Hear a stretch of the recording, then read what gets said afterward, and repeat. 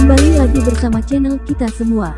Jika Anda suka, jangan lupa komen, like dan subscribe, share juga bila Anda berkenan. Selamat membaca dan mendengarkan. Perintah Kaisar Naga, Bab 3618-3620. Tuan Chen, mengapa Anda menghentikan saya? Saya khawatir Luo Tua tidak akan mampu menanggungnya lagi. Hantu tua Gunung Iblis bertanya pada Dev dengan bingung. Jangan khawatir, tunggu dan lihat saja, kata Dev kepada hantu tua Gunung Iblis. Julius menggunakan formasi untuk meningkatkan kekuatannya secara dramatis. Jika kita menunggu lebih lama lagi, aku khawatir Luo Tua akan dikalahkan. Hantu tua Gunung Iblis tidak mengerti mengapa Dev membuatnya menunggu. Sampai saat terakhir, biarkan Master Lembah Luo menyelesaikannya sendiri. Dev melanjutkan. Hantu tua Gunung Iblis melihat bahwa Dev bertekad untuk tidak membiarkan dia mengambil tindakan, jadi dia tidak punya pilihan selain menyerah, dan kemudian memandang Seymour dengan cemas. Seymour merasakan kekuatan meletus dari Julius dan tidak berani gegabah sedikit pun. Ledakan. Seymour meninju, dan kedua orang itu saling bertabrakan seperti meteor. Di formasi sihir ini, kekosongan bergetar dan riak muncul. Untungnya, ada formasi yang memblokirnya. Jika tidak, seluruh puncak roh darah akan dihancurkan oleh kekuatan pukulan ini. Berdengung. Kedua tinju itu bertabrakan, dan kekuatan tak berujung menyebar dari sekeliling, lalu mengenai formasi, membuat ledakan. Pada saat ini, dalam formasi itu, rasanya seperti akhir dunia akan datang. Bang! Tiba-tiba, tubuh Seymour seperti meteorit, jatuh dengan cepat dari langit, dan kemudian jatuh dengan keras ke tanah.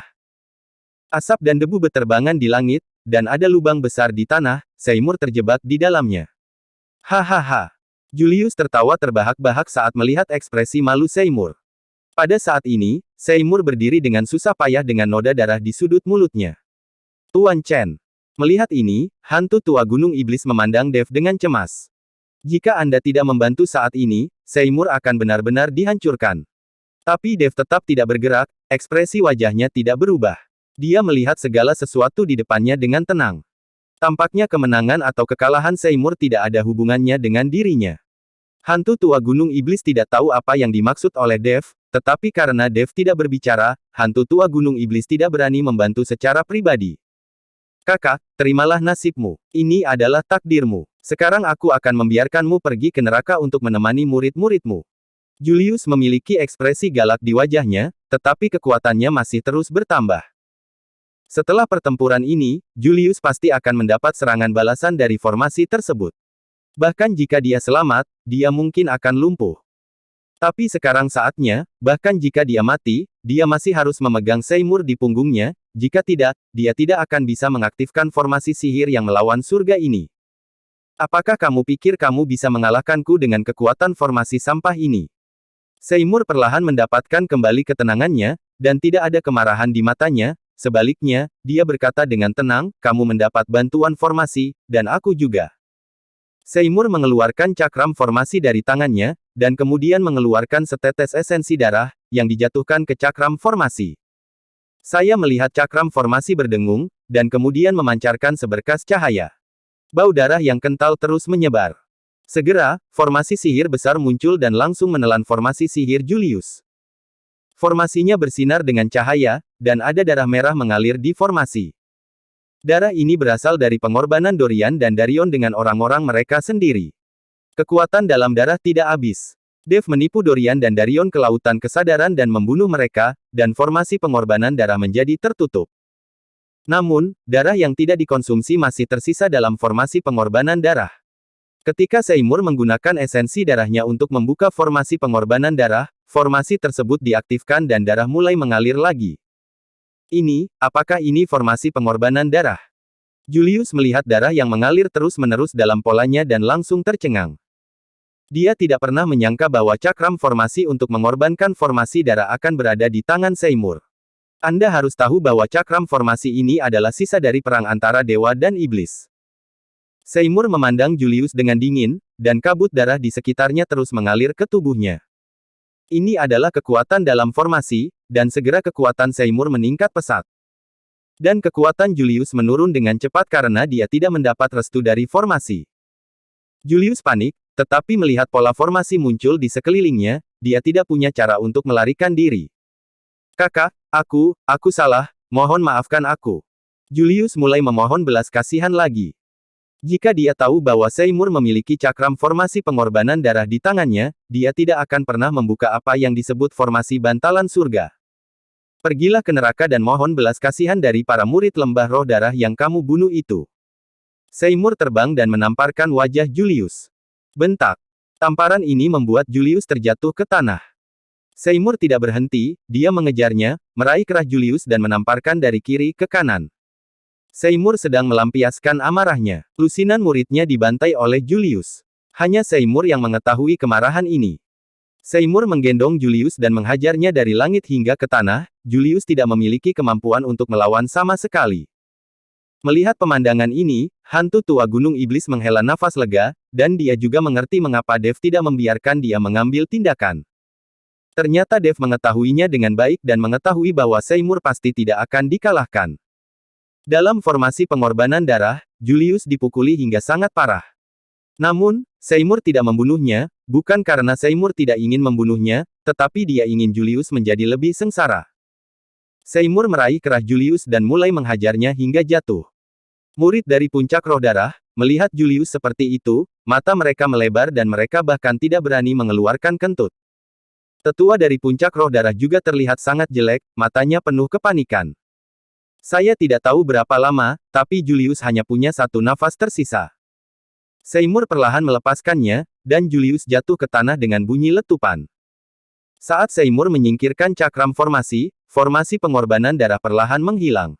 Melihat Julius dengan hanya satu nafas tersisa, Seymour sepertinya tidak memiliki belas kasihan di matanya.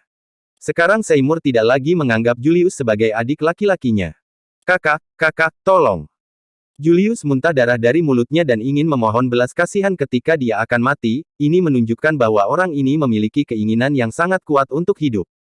Sayang sekali Seymour tidak akan membiarkannya hidup. Seymour mengangkat kakinya dan menginjaknya tanpa ragu-ragu. Engah. Tubuh Julius langsung berubah menjadi genangan daging, dan bahkan jiwanya pun musnah karena tendangan ini. Setelah membunuh Julius, Seymour terjatuh ke tanah seolah-olah kekuatannya telah terkuras seketika. Murid-muridku, kalian dapat beristirahat dengan tenang. Seymour mengangkat kepalanya dan berteriak. Julius sudah mati, dan murid-murid puncak roh darah gemetar ketakutan di mata mereka. Sekarang Julius sudah mati, selanjutnya, giliran mereka. Mereka baru saja melihat kekuatan Seymour dengan mata kepala mereka sendiri. Dengan tambahan hantu tua Gunung Iblis, tidak mungkin mereka bisa menjadi lawan. Luo tua, apa yang harus kita lakukan terhadap murid-murid puncak roh darah ini? Hantu tua Gunung Iblis bertanya.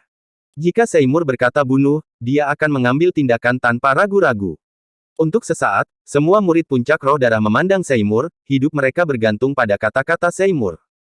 Melihat para murid di puncak roh darah, Seymour berdiri perlahan. Sekarang Julius telah mati, apakah kalian bersedia mengikutiku ke lembah roh darah untuk menghidupkan kembali kejayaan lembah roh darah? Seymour bertanya pada murid-murid puncak roh darah itu. Para murid puncak roh darah ini berasal dari sekte yang sama, jika Seymour dapat membawa mereka kembali ke lembah roh darah, mereka akan mampu beradaptasi sepenuhnya dengan lembah roh darah hanya dengan sedikit perubahan dalam metode budidaya mereka. Tidak ada seorang murid pun di lembah roh darah sekarang. Jika kita mengolahnya sedikit demi sedikit, itu akan memakan banyak waktu. Sekarang murid-murid puncak roh darah ini sudah siap, jadi Seymour ingin membawa mereka kembali ke lembah roh darah. Mendengarkan kata-kata Seymour, para murid puncak roh darah semua tercengang, mengira mereka salah dengar.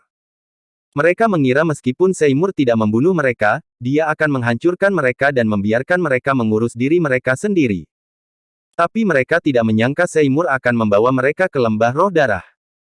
Terima kasih Tuan Lembah Luo, saya bersedia mengikuti Tuan Lembah Luo sampai mati. Tetua dari puncak roh darah bereaksi paling cepat dan berlutut di depan Seymour untuk menyatakan kesetiaannya. Melihat ini, murid-murid puncak roh darah lainnya juga berlutut dan menyembah. Orang-orang ini bersedia mengikuti Seymour ke lembah roh darah.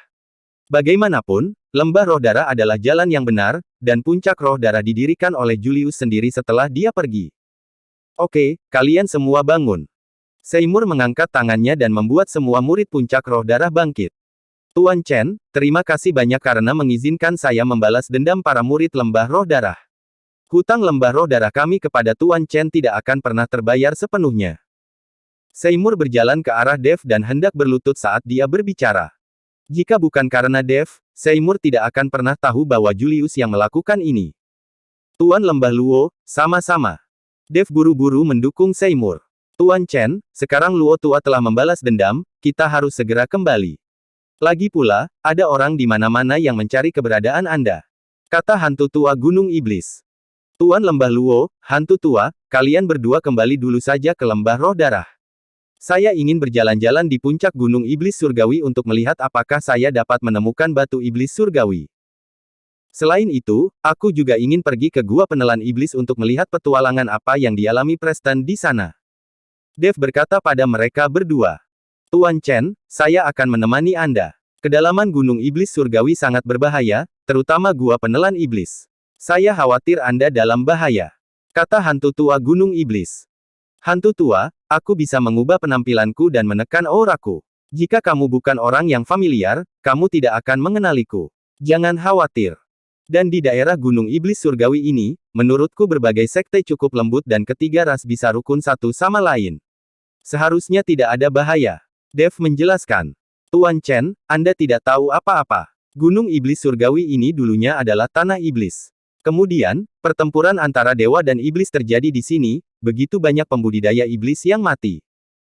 Namun, masih banyak penggarap iblis yang selamat, dan beberapa penggarap iblis yang telah melakukan banyak hal jahat bersembunyi jauh di dalam Gunung Iblis Surgawi. Para penggarap iblis ini melakukan kejahatan secara sembarangan, dan tidak ada aturan sama sekali dalam kognisi mereka.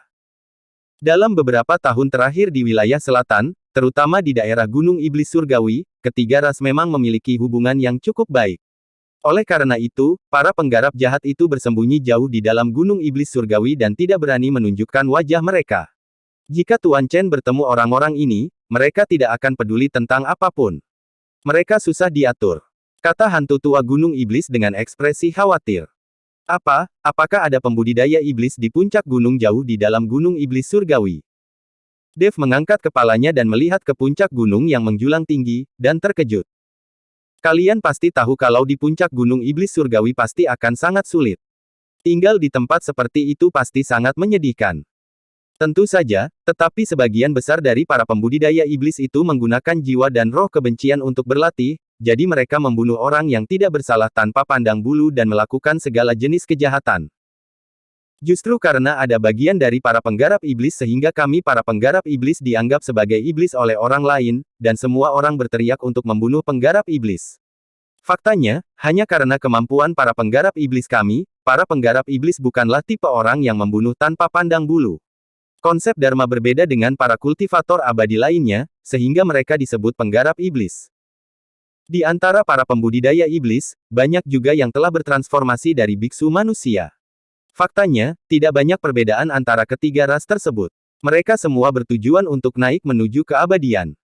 Hanya saja setelah perang antara dewa dan iblis, para penggarap iblis menjadi tikus jalanan.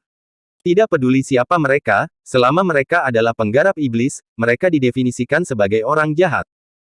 Hantu tua Gunung Iblis menghela nafas, terlihat sangat tidak berdaya. Bersambung.